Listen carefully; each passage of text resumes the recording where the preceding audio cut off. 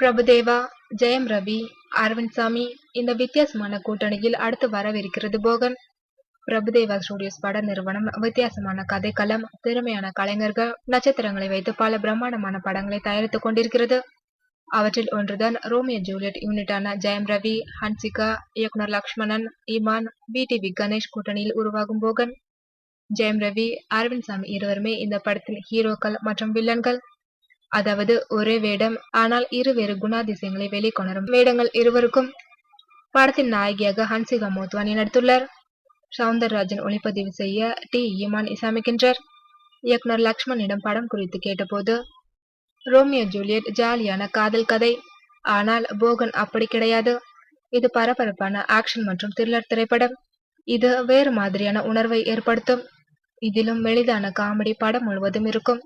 காக்கி சட்டைக்கு கௌரவம் சேர்க்கும் படமாக இது இருக்கும். படப்பிடிப்பு வேகமாக நடைபெற்றுக் கொண்டிருக்கிறது என்றார்.